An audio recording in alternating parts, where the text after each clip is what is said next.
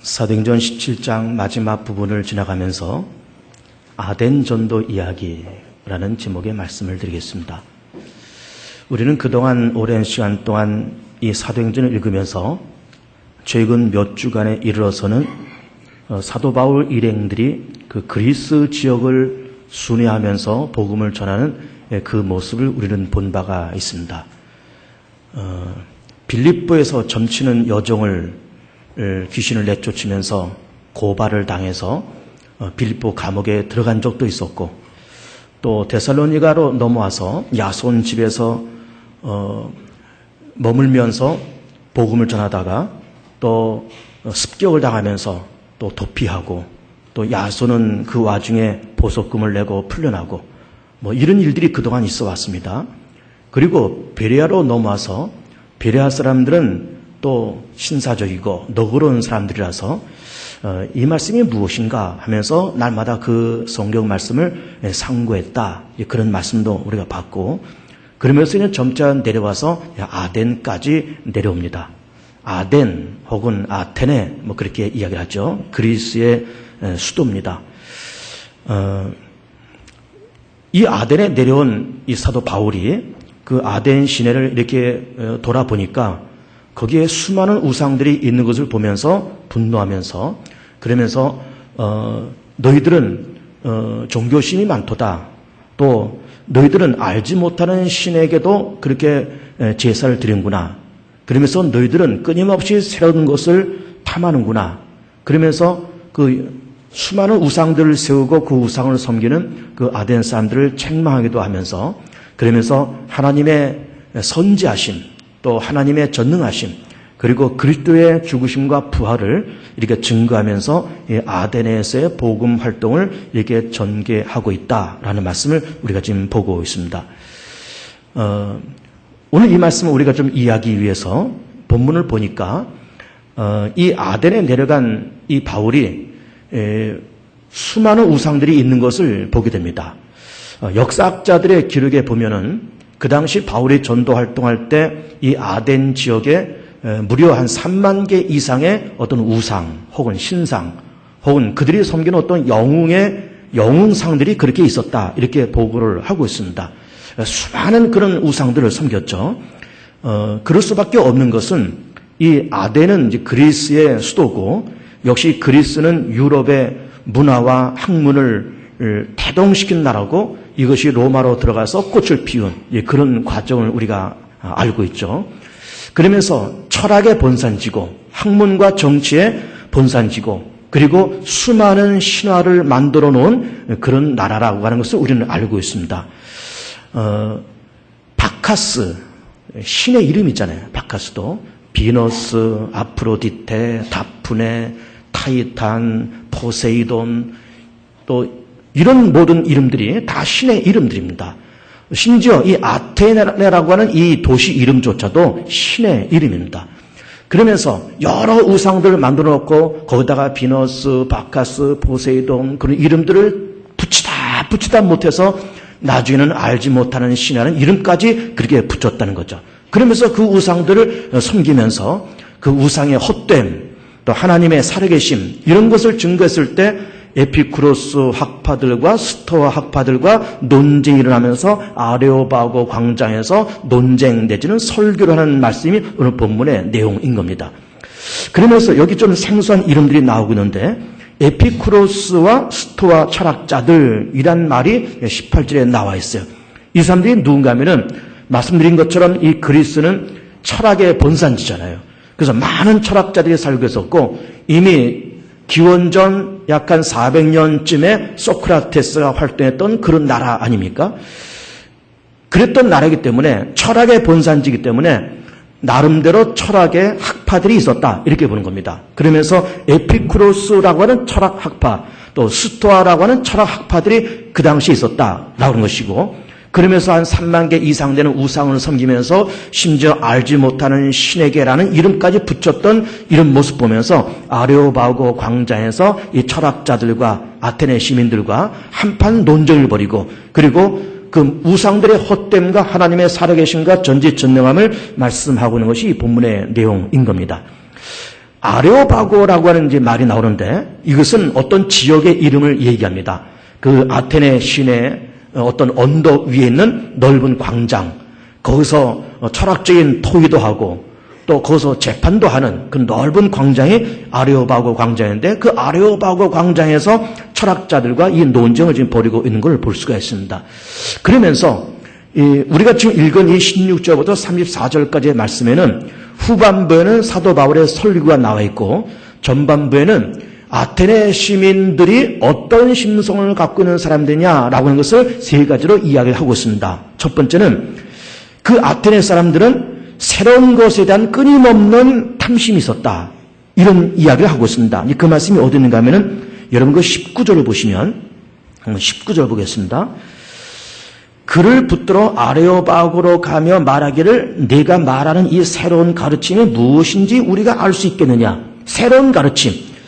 그러니까 이 아테네 사람들이 새로운 것에 대한 끊임없는 어떤 호기심과 어떤 탐심이 있었다는 겁니다. 그러면서 계속해서 21절 보면은 모든 아덴 사람과 거기서 나그네 된 외국인들이 가장 새로운 것을 말하고 듣는 것 외에는 달리 시간을 쓰지 않음이더라. 그러니까 새로운 것을 아는 데 외에는 다른 것에 시간을 쓰지 않더라는 말씀을 하시는 것처럼 이 아테네 사람들, 특별히 철학에 심취되는 이런 학자들이 새로운 철학, 새로운 학문, 새로운 이데올로기, 새로운 어떤 사상을 끊임없이 연구하고 이것을 가지고 토론을 벌이기를 좋아하는 그런 사람들이었다라고 그렇게 볼 수가 있는 겁니다. 자, 그러면 새로운 것에 대한 탐하는 이 모습이 오늘 우리에게 어떤 것을 시사할까? 자, 사람은 세상을 살아가면서 기본적으로 하나님께서 우리에게 주신 어떤 삶의 환경이 있습니다. 나라고 하는 자신도 환경이고 우리가 만나는 모든 사람도 환경이고 우리가 살아가는 이 사회도 하나의 환경인 겁니다. 그런데 이 환경과 우리가 살아가는 이런 모든 여건을 우리가 이렇게 놓고 보면서 우리 사람들은 기본적으로 그 모든 것에 대해서 쉽게 식상하는 그런 버릇이 있습니다. 사람을 보면서도 쉽게 식상하고 무엇을 경험해 나가면서 쉽게 식상해 가면서 새로운 것에 대한 어떤 탐닉, 새로운 것에 대한 어떤 환상 이런 거를 가지면서 우리 세상을 그렇게 살아갑니다. 부부가 살면서 뭐 30년, 40년 그 이상도 그렇게 살지만은 여인과 만나서 살면서 그 여자, 그 남자를 만나서 살면서 뭐 몇 년 동안은 행복하게 재밌게 살다가 그러면서 사람에 대한 식상이 생기는 거예요. 그러면서 그것 때문에 서로 의견이 갈라지고 서로 금이 가면서 그러면서 이혼도 하고 새로운 남자를 만나고 새로운 여자를 만나고 그러기도 합니다. 그러니까 이 부부들이 이혼하는 것을 보면은 물론 뭐 성격 차이가 있다. 뭐 서로 간에 어떤 불결한 모습이 있다. 그래가지고 갈라지는 거지만은 그 이면에는 서로에 대한 식상함이 있기 때문에 그래요. 남자를 보면서 새로운 남자에 대한 어떤 호기심이 생기고 새로운 여자에 대한 어떤 환상과 호기심이 생기면서 식상함이 발동되고 그러면서 서로가 갈라서는 그런 걸 볼 수가 있는 거예요. 세상 돌아가는 어떤 유행이나 패션도 마찬가지인 겁니다. 그저 넥타이도 넓었다가 좁아졌다가 양복 깃도 넓어졌다가 좁아졌다가 여자들 구두도 언제는 뭐 분홍색이 유행하고 언제는 하얀색이 유행하고 어떤 거는 뭐 땡땡이가 쳐지는 것이 유행하기도 하고 올해는 노란색이 유행이랍니다. 올해는 그렇게 유행도 패션도 트렌드도 자꾸 바뀌는 거예요. 사람이 쉽게 식상하기도 하지만은 그런 새로운 것을 누가 자꾸 만들어내는가 하면은 다 공장에서 패션 업계에서 다 그렇게 만들어내는 겁니다. 그래야 새로운 상품이 팔리니까, 그래야 공장이 돌아가니까, 재고품이 팔려야 또 새로운 물건을 만들어내니까 자꾸 새로운 것을 만들어내는 겁니다. 현대자동차에서 오래전에 소나타라는 자동차를 만들어서 판매를 하기 시작했습니다. 상당히 오래됐죠. 근데 그 소나타가 지금도 소나타가 이렇게 다니고 있지만은 변천사를 여러분 한번 보세요. 소나타 1, 2, 3. 그 다음에 EF 소나타, NF 소나타, YF 소나타. 최근에는 LF 소나타가 나옵니다. 2014년도형은 LF 소나타예요. 10년 전 소나타나 지금의 소나타나 크게 성능이 바뀐 거는 별로 없습니다. 그런데 이거 헤드라이트를 이렇게 바꾸고 색깔도 이렇게 바꾸고 범퍼도 이렇게 바꾸고 그러면서 새로운 것을 자꾸 만들면서 식상해져 있는 소비자들에게 새로운 것을 자꾸 내어 던지면서 새로운 것을 또 사게 만들고 또 사게 만들고 그러면서 자꾸 그렇게 새로운 것을 우리 가운데 던져주고 있는 겁니다. 삼성의 이건희 회장이 오래전에 그 회사가 어려울 때 이런 말을 했습니다. 마누라 빼고 다 바꿔라 그랬습니다. 유명한 말 아닙니까? 마누라 빼고 다 바꿔라.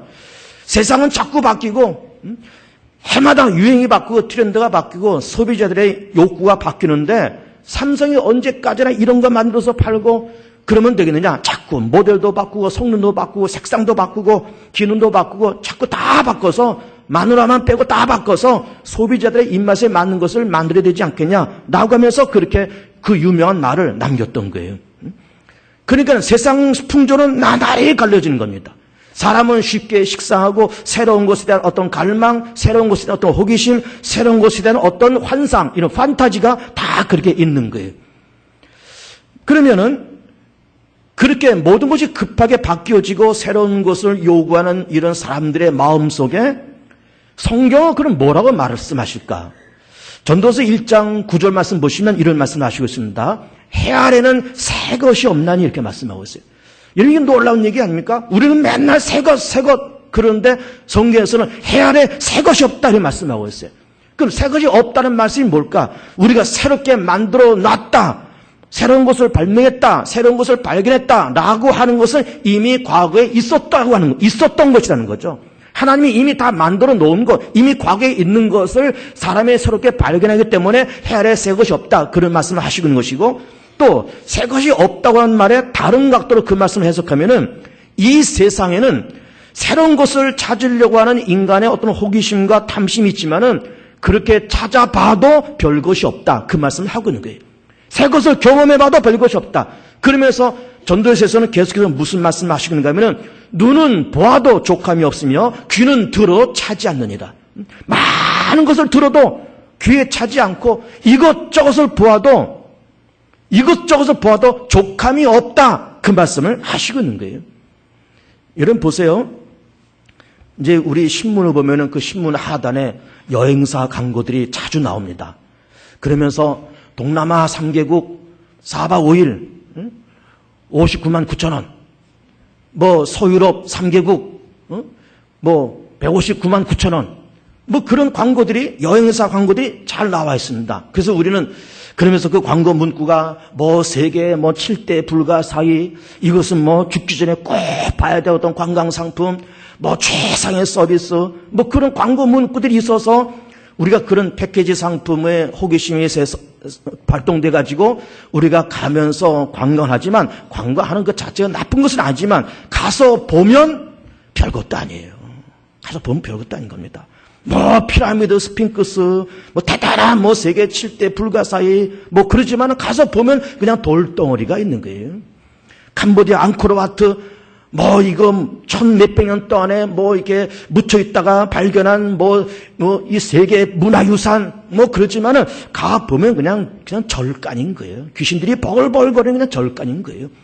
그러니까 세상에서는 뭐 호기심이 많고 새로운 것에 대한 어떤 탐닉을 하고 그러면서 우리가 그런 것을 경험하고 구경하러 다니고 그런 것을 우리가 경험해 보려고 다니지만은 세상에는 해 아래는 새 것이 없다는 그 말씀처럼 새로운 것을 경험해 봐도 큰 것을 느낄 수 없는 것이고 보아도 족함이 없고 들어도 차지 않는 그저 그런 보아도 별것이 아닌 이것이 세상적인 그런 논리라는 거죠. 세상적인 가치관이라는 거죠. 그런데 그 세상은 경험을 해도 별것이 아니다. 족함이 없고 눈에 족함이 없다. 차지한다라는 말씀을 성경에서 하고 있지만은 반면에 그러면 하나님의 나라는 어떠할까? 세상 것은 경험해도 별것이 아니라는 것을 느끼지만은 하나님의 나라는 경험할수록 신비로운 거예요. 경험할수록. 들어갈수록 신비로운 겁니다. 이것이 하나님의 세계요, 말씀의 세계요, 영혼의 세계요, 영적인 세계는 그런 겁니다. 경험할수록 신비로운 거예요. 그래서 시편에서는 무슨 말씀을 하고 있는가 하면은 주의 말씀의 맛이 내게 어찌 그리 단지요. 내게 어찌 그리 단지요. 말씀을 듣고 경험해보니 그 말씀이 어찌 그리 단지요. 송이꿀보다 더 단이다. 이 말씀을 하고 있는 겁니다. 하나님의 세계, 영의 세계, 신비로운 부활의 세계, 하나님의 세계를 경험하면 경험할수록 신비롭고 달고 너무나 매력적이고 근데 세상은 알면 할수록 실망스러운 것이고 사람을 알면 할수록 실망스러운 거고요.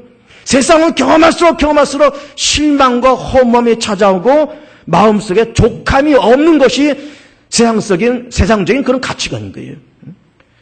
그럼 세상은 그렇다. 또 하나님의 나라는 신비롭다라고 할 때 그럼 이 두 중간에서 우리는 어떻게 중심을 유지하면서 살아갈 것이냐? 우리의 자존감을 지켜야 되는 거예요. 나는 하나님께로부터 택함받은 하나님의 사람이고 죽을 수밖에 없는 인생이나 하나님께서 독생자를 보내서 그 예수님의 십자가의 공로를 통해서 내가 죄사함 받아 하나님 앞에서 나는 의로운 자가 되었고 거듭난 자가 되었고 난 하나님의 자녀가 되었고 천국 시민이 되었고 그래서 나는 이제 죽으나 저제 죽으나 나는 죽음을 넘어서 나는 부활을 갈 것이고 부활을 넘어서 난 하나님 나라에 들어서 영생 복락을 누리며 산다고 하는 구원받은 사람으로서도 자존감, 중생한 자존감, 그러면서 내 가는 길을 주께서 아시나니 그러면서 내 가는 길을 주께서 인도하시면서 죽음을 넘어 부활을 넘어 하나님의 세계로 들어간다고 하는 그것을 바라보면서 언제나 자존감 속에 구원받은 사람의 자존감 속에 세상 풍조는 나날이 갈려지고 유행과 트렌드와 문화는 자꾸 바뀌어질지라도 그러나 거기에 우리가 미혹당하지 아니하고 거기에 휩쓸리지 아니하고 내 중심을 유지하고 내 자존감을 지키고 그러면서 하나님이 함께 하신다는 것만 가지고 기뻐하며 살아갈 수 있는 믿는 자로서의 뜨거운 자존감이 필요하더라라고 하는 것이죠. 두 번째는 사도 바울이 아레오바고에서 설교하면서 너희들은 범사에 종교심이 많도다라는 얘기를 하고 있습니다. 어디를 하고 있는가 하면은 22절을 보시면 바울이 아레오바고 가운데 서서 말하되 아덴 사람들아 너희를 보니 범사에 종교심이 많도다. 종교심이 많다. 종교심이 많으니까는 3만 개 넘은 우상과 신상과 영웅상들을 세우면서 그렇게 지금 섬기고 있는 게 종교심이 많다 이 말이에요. 여러분 종교심이라고 하는 거는 이 아덴 사람들만이 있는 것이 아니라 누구나 다 있는 겁니다. 사람이면 다 있는 거예요. 왜 그러냐? 하나님은 사람을 창조하시면서 하나님의 형상으로 사람을 만드셨고 동시에 전도서에서 말씀하신 것처럼 하나님은 모든 것을 때를 따라 아름답게 만드셨고 사람에게 영혼을 삼하는 마음을 줬어요. 그래서 사람은 기본적으로 종교심이 있는 겁니다. 영혼을 삼하는 마음이 있습니다. 신을 추구하는 마음이 있어요. 그러면서 사람 마음속에는 늘 그런 어떤 종교성이 다 그렇게 있는 겁니다. 영혼을 삼하는 마음, 신에 대한 갈망, 신에 대한 추구심 이런 것이 다 있습니다. 그래서 종교가 생기는 거예요. 종교가 생깁니다. 아무리 과학이 발전되고 지금도 과학의 시대요. 초과학적인 IT 시대요. 초과학의 의료가 발달된 그런 시대에서 우리가 살고 있지만은 과학이 아무리 발전돼도 종교는 없어지지 않습니다. 왜? 사람에게는 늘 종교성이 있기 때문에 그래요. 종교심이 있기 때문에 그렇습니다. 나름대로 누구나 다 종교를 갖고 있습니다. 우리는 예수님을 믿으면서 하나님의 아들 예수께서 이 땅에서 내 죄를 위해서 죽으셨다는 사실을 깨닫고 우리 하나님의 창조, 하나님의 전지하심, 하나님의 거룩성, 우리가 죽어서 부활을 넘어 하나님의 나라에 들어가서 영생 복락을 누리며 살다고 하는 그런 우리의 영원성, 그런 종교를 가지고 우리가 살아가고 있는 겁니다. 이것도 하나의 종교죠. 불교를 믿는 사람들도 나름대로 종교를 갖고 있는 거예요. 이슬람을 섬기는 사람들도 역시 이슬람이라는 종교를 가지고 다 그렇게 살아가고 있는 겁니다. 미신을 섬기는 사람들도 점치는 사람들도 무당들도 나름대로 종교를 갖고 있는 거예요. 나름대로. 불신자들도 믿음이 없다라고 나는 종교가 없다라고 말을 하는 불신자들도 나름대로 다 종교가 나름대로 있는 겁니다. 주먹을 휘둘리면서 남을 괴롭히는 조폭들도 그런 깡패들도 나름대로 다 종교가 있습니다. 나름대로 무엇인가 믿는 구석이 있습니다. 뭘 믿을까요? 자기 주먹을 믿고 자기 뒤에 버티는 조직을 믿고 살아가는 거예요. 조직을 믿고. 부자는 자기가 번 돈을 믿고 의지하면서 살아가는 것이고 권세하는 사람은 자기가 누리는 권세를 믿고 의지하면서 나름대로 그것이 종교가 되고 돈이 종교가 되고 자기가 갖고 있는 권세가 종교가 되고 자기 뒤에 버티는 어떤 조직이 종교가 되어서 그것이 신앙의 대상이 되어서 나름대로 다 신앙이 있고 나름대로 다 종교를 가지고 살아가는 겁니다. 이슬람교도 훌륭한 종교고 불교도 훌륭한 종교예요. 그런데 훌륭한 종교지만은 우리도 기독교라는 종교를 가지고 있지만은 그러나 여러 종교를 갖고 있는 그 종교 가운데 거기에 영원성이 있느냐 거기에 생명이 있느냐라고 물을 때는 대답은 다 다른 겁니다. 불교의 심취에 살고 있지만은, 이슬람교의 심취에 살고 있지만은, 무당을 쫓아다니면서 늘 굿하고 물어보는데 쫓아다니고 있지만은, 거기에 영원성이 있느냐, 거기에 생명이 있느냐라고 물을 때는, 거기에 답변하기가 참 궁색한 겁니다. 불교도들에게 당신 생명이 있습니까? 대답하기가 곤란할 겁니다. 회개를 믿는 사람들한테 당신 영원성이 있습니까? 당신 생명이 있습니까? 라고 말할 때는 대답하기가 대단히 궁색한 거예요. 무속 종교에, 이른바 무교를 섬기는 무당이나 점을 보러 다니는 사람들한테 당신의 삶 속에 영원성이 있습니까? 당신의 섬기는 이 무교 가운데 생명력이 있습니까? 라고 말을 하면은, 그렇게 질문하면 대답하는 것이 참 궁색한 거예요. 기독교도 종교지만은, 기독교는 종교를 넘어서 생명입니다. 예수는 기독교의 교주가 아니라, 예수는 하나님의 아들이요, 예수는 생명인 거예요. 그러므로 생명된 예수를 알고 생명된 예수를 믿을 때 우리도 생명을 얻고 하나님 나라에 들어가는 것이고, 생명된 예수를 통해서 죄산받고 생명된 예수를 통해서 영원으로 들어가는 것이고, 그러나 생명이 없는 종교는 종교로서는 인정받을 수 있을지 모르지만 거기에 영원성이 있느냐, 거기에 생명이냐라고 물을 때는 대답하기가 대단히 곤란한 겁니다.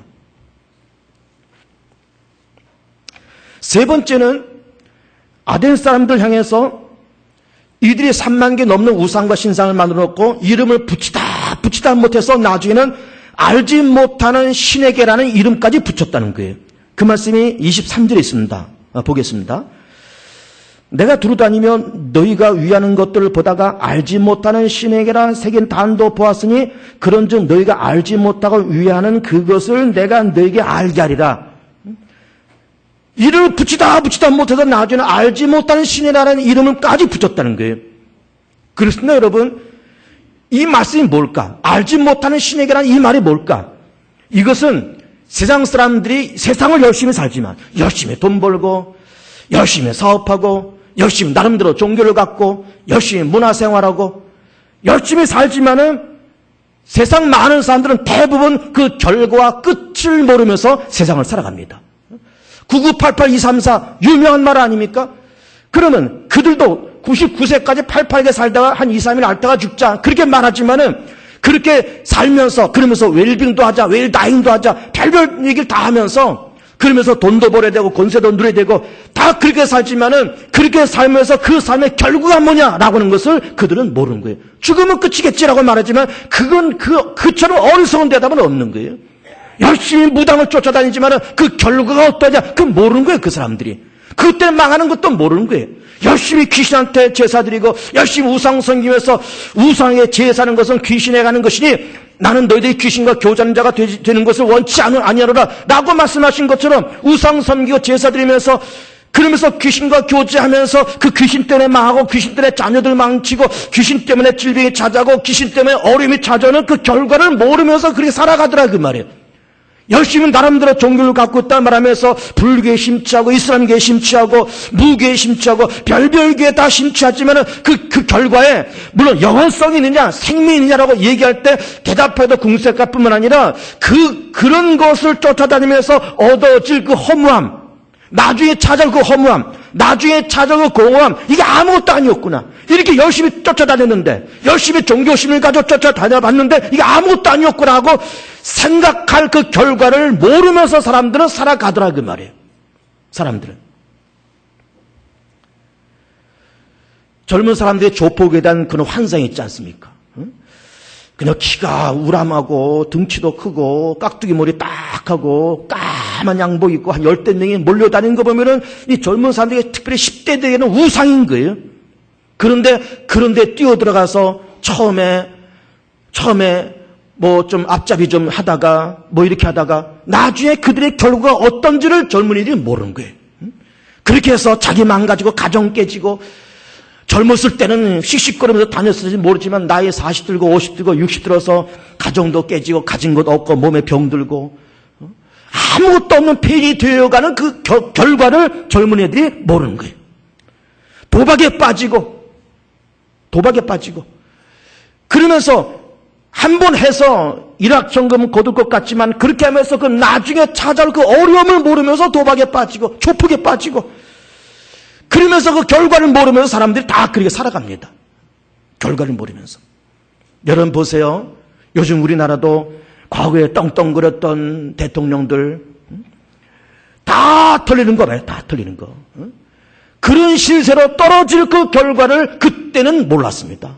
그때는 말 한마디로 날아가는 새도 떨어뜨릴 만큼 떵떵거리는 사람인데 초라한 노인네가 되어 있는 거예요. 국민들한테 참 면목없습니다라고 말을 하는 초라한 노인네가 되어 있는 거예요. 그 결과를 모르면서 세상 사람들 살아갑니다. 알지 못하는 것을, 그 결과를 모르면서 세상 사람들이 살아가지만 우리는 결과를 압니다. 예수 믿는 우린 결과를 압니다. 우리의 결과는 부활이요, 우리는 생명이요, 우리 하나님의 나라요, 우리는 멸류관이요, 우리는 상급이요, 하나님 만나는 축복이요. 그런 결과를 우리가 알기 때문에 거기다 생명도 있고 영원성도 있고, 그래서 예수 믿는 것은 행복한 겁니다. 이런 세 가지 얘기를 바울이 하면서, 그러면서 거기에 대항한 설교를 하기 시작합니다. 그 설교가 어디에서 시작되는가 하면은 24절부터 시작되고 있습니다. 한번 보겠습니다. 24절. 우주와 그 가운데 있는 만물을 지으신 하나님께서 천지의 주제신 손으로 지은 전에 계시지 아니하시고, 자, 창조의 하나님은부터 얘기하고 있습니다. 하나님은 창조의 하나님이다. 그리고 천지를 주재하고 계신다. 모든 것을 주관하고 계신다. 그 말이죠. 인간의 생사와 흥망성쇠 다 정하고 계신다. 모든 인생의 모든 일이 사람의 손에 달려있지 않다는 거죠. 뿐만 아니라 천지 주제이시니 손으로 지은 전에 계시지 아니하시고, 아테네 시내에 많은 신전들이 있었습니다. 그 신전 안에 우상을 세워놓고 우리가 섬기는 우상, 우리가 섬기는 신이 이 전 안에 산다라고 생각하면서 그 전을 열심히 찾아가고 그 전에다가 열심히 제물을 갖다 바쳤습니다. 그러나 하나님은 천지 만물을 창조하신 하나님이요, 우주를 다스리는 하나님이기 때문에 사람이 만드는 이 조그마한 집에 계시는 그런 분이 아니라는 거죠. 우주 만물에 편재하시고 모든 것에 다 안위 계신 것이 없는 그런 하나님이라는 것을 말씀하고 있습니다. 25절에 또 무엇이 부족한 것처럼 사람의 손으로 섬김을 받으신 것이 아니, 사람의 손으로 섬김을 받는 것이 아니다. 이 말을 왜 하고 있는가 하면은 많은 신전들이 아테네 시내에 있으면서 아테네 시민들이 정기적으로 그 신전에 들어가서 제물을 바쳤습니다. 심지어 사람까지 바쳤습니다. 물론 돈도 바치고 제물도 바치고 열심히 바쳤습니다. 왜? 그 자기들이 나름대로 섬기는 그 신이 자기들이 바치는 그 제물과 자기들이 바치는 돈을 가지고 먹고 산다고 생각했기 때문에 좀 잘 잡숫고 이 돈 가지고 좀 행복하시면서 우리한테 좀 복을 빌어달라, 그러면서 좋은 음식과 돈을 갖다가 바쳤습니다. 그러나 하나님은 그런 거 받으면서 사는 하나님이 아니라는 거죠. 하나님은. 우리도요, 우리 한국 민족도 귀신들한테 열심히 바치면서 살아왔습니다. 명절 때, 또 돌아가신 어른들 기일 때 열심히 우리는 제사 드렸습니다. 그 제사가 누구 먹으러 제사 드리는 거예요? 조상신 잡수라고, 귀신 먹으라고 열심히 제사를 드렸습니다. 최상의, 평소에 먹지 못하는, 본인들은 먹지 못하는 최상의 음식을 귀신들을 대접하면서 우리는 그렇게 살아왔습니다. 하나님은 그런 것 잡수면서 사실 하나님이 아니라는 겁니다. 하나님은 오히려 주시는 하나님이지 받아 잡수는 하나님이 아니라는 거예요. 그러면서 25절 계속 보시면 또 무엇이 부족한 것처럼 사람의 손으로 섬김을 받으신 것이 아니라 만민에게 생명과 호흡과 만물을 친히 주시는 이심이라. 받으시는 하나님이 아니라 주시는 이심이라. 호흡도 생명도 주시고 물질도 주시고 건강도 주시고 응답도 주시고 삶의 행복도 주시고 평안함도 주시고 주시는 하나님이지 받아 잡수는 그런 하나님은 그런 째째한 그런 신이 아니다, 그 말이에요. 26절 보면 인류의 모든 족속을 한 혈통으로 만드사, 한 혈통 다 아담의 자손으로 만들었다. 이게 아담의 자손. 한 혈통으로 만드사 온 땅에 살게 하시고 그들의 연대를 정하시며 거주의 경계를 한정하였으니 이는 사람으로 하나님을 더듬어 찾아 발견하게 하려 하심이로다. 그는 우리 각 사람에게 멀리 계시지 아니하도다. 하나님 멀리 계시지 않다. 그러면서 많은 사람들이 26절 계속 보면, 그래서 우리가 그를 힘입어 살며 기동하며 존재하느니라. 너희 신중 어떤 사람의 말과 같이 우리가 그의 소생하니. 하나님은 세상을 창조하시고 주시는 분이고 다스리신 분이고, 그래서 우리가 하나님을 힘입어서 살고 기동하고 그렇게 살고 있다는 거죠. 그러면서 28절 중간에 너희 시인 중 어떤 사람들의 말과 같이 우리가 그의 소생이라니. 이 말이 뭔가 하면은 아마도 사도 바울이 박식한 사람이잖아요. 박식한 사람인데 그리스의 어떤 신학 가운데 어떤 문장 가운데 그들이 이건 성경에서 그렇게 말했다는 것이 아니라 그리스 사람들의 전통적 어떤 문장 가운데서 우리 모든 사람들은 신의 소생이다, 신의 가족이다, 신의 자녀들이다 라는 그런 문구가 있었다는 거죠. 그런 걸 예를 들면서 너희들이 조상 때부터 그리 알아왔던 그런 문장에도 우리 모두는 다 신의 소생이라고 말을 하는 것처럼 우리는 다 하나님의 소생이다 이렇게 말을 하고 있는 겁니다. 28절 29절을 연이어서 보면 우리가 그를 힘입어 살며 기도하며 존재하느니라 너희 신 중 어떤 사람들의 말과 같이 우리가 그의 소생이라 하니 이와 같이 하나님의 소생이 되었은즉 하나님은 금이나 은이나 돌에다 사람의 기술과 고안으로 새긴 것들 같이 여길 것이 아니니라. 3만 개가 넘는 그런 우상을 만들어서 이름을 붙이다 못해서 알지 못한 신한 이름까지 붙였는데 하나님이 그렇게 금덩어리 은덩어리처럼 만들어서 섬김을 받으실 그런 하나님은 아니다 이 말이에요. 그래서 30절 말씀은 알지 못하던 시대는 하나님이 간구하셨거니와 이제는 어디든지 사람에게 다 명하사 회개를 하셨으니 그 알지 못하던 시대, 이 시대가 뭔가 하면 예수님이 오시기 전까지 얘기하는 겁니다. 예수님이 오시기 전까지는 알지 못하던 시대가 되어서 종교심이 있어서 하나님을 더듬어 찾았다는 거죠. 종교심이 있으니까 영원한 분이 계실 텐데 창조주가 계실 텐데 어디 계실까라고 더듬어서 찾았는데 이제는 더듬어 찾을 필요가 없다는 겁니다. 왜? 하나님을 완벽하게 보여주시는 완벽한 계시가 왔기 때문에. 계시. 하나님께서 하나님 자신을 보여주는 완벽한 계시가 이 땅에 오셨는데 그분이 누군가 하면 바로 예수님이시라는 거죠. 이 말을 뒤집어 놓고 보면은 하나님께서 인생을 굽어 살피시면서 너희들이 종교심이 있지. 나를 더듬어 찾고 싶냐? 나를 만나고 싶냐? 나를 보고 싶으냐? 나를 경험하고 싶으냐? 그럼 한번 봐라 하고서는 하나님 자신을 인간이 육안으로 보시는 것으로 딱 내어민 그 존재가 바로 예수님이시다 그 말이에요. 그래서 예수님을 본 자는 하나님을 보았고 그 예수를 통해서 하나님을 만나고 예수를 영접하는 것은 하나님을 영접하는 것이고 그 예수를 통해서 하나님을 알고 예수는 하나님이요 동시에 하나님의 아들이요 생명이요 그리고 그 예수는 하나님의 완벽한 계시다 이 말이에요. 보여주는 계시. 그래서 30절 마지막 보면은 어디든지 사람에게 다 명하사 회개하라 하셨으니 이는 정하신 사람으로 하여금 천하를 공의로 심판할 날을 작정하시고 정하신 사람 예수님을 얘기합니다. 정하신 예수님으로 말미암아서 천하를 공의로 심판할 날을 작정하셨다는 거예요. 사람도 언젠가는 세상을 떠날 날이 작정되어 있는 것이고 이 세상도 마지막에 작정되어 있다는 거예요. 우리 위해서 십자가 죽으시고 부활하신 예수님께서 승천해서 하나님 보좌 우편에 앉아 계시다가 세상을 심판할 그 날이 온다는 겁니다. 그러면서 심판한 날을 작정하시고 이에 그를 죽은 자 가운데서 다시 살리신 것으로 모든 사람에게 믿을 만한 증거를 줬다. 그러면 예수님이 하나님의 계시다. 또 예수님께서 생명이다. 그러면 예수님께서 완벽하게 하나님을 보여주신다고 하는 계시라고 하는 것을 증거할 수 있는 완벽한 하나님의 아들이라고 하는 것을 증거할 수 있는 증거가 뭐냐라고 하는 것을 예수님의 부활이라는 거죠. 부활. 믿을 만한 증거, 부활이라는 겁니다. 그래서 32절에 그들이 죽은 자의 부활을 듣고 어떤 사람은 조롱도 하고 어떤 사람은 이래 되어 내 말을 다시 듣겠다 하니 이에 바울이 그들 가운데 떠남에 몇 사람이 그를 가까이어 믿으니 그 중에는 아레오바고 관리 디오누시와 다마리에라 하는 여자와 또 다른 사람도 있었더라. 몇몇 사람들은 바울이 하는 설교를 듣고 아 그렇구나. 우리가 지금까지 더듬어 찾았고 알지 못하는 신을 섬겨서 그렇게 살았지만은 아 하나님이라는 분이 계신구나. 또 하나님께서 당신을 보여주기 위한 완벽한 계시로 예수를 이 땅에 보내셨구나. 그 예수께서 죽으신 것을 우리 죄를 위해서 죽으셨구나. 그가 하나님의 아들 되고 우리 주님 되는 결정적인 증거는 바로 부활이었구나. 그런 걸 깨달으면서 예수를 통해서 믿음을 찾고 예수를 통해서 창조주 하나님을 만나게 되었다는 말씀을 하시고 있는 겁니다. 자, 예수를 믿는 것은 행복한 겁니다. 예수를 믿는 것은 단지 종교 생활을 하는 것도 아니고 문화 생활을 하는 것도 아니고 예수를 믿는 것은 내가 생명을 얻는 사건이에요. 예배는 왜 드리느냐? 예수를 통해서 얻은 생명 감사해서 하나님 만나 뵙고 하나님을 찬양하고 하나님 말씀을 듣고 또다시 힘없고 용기 얻어서 나아가는 것이 바로 예배인 겁니다. 예수 믿은 것을 기쁘게 여기시고 감사하게 여기시고 예수를 통해서 생명 얻고 세상을 승리하는 권세를 누리며 살아가는 여러분의 귀한 삶 되시기를 축복합니다.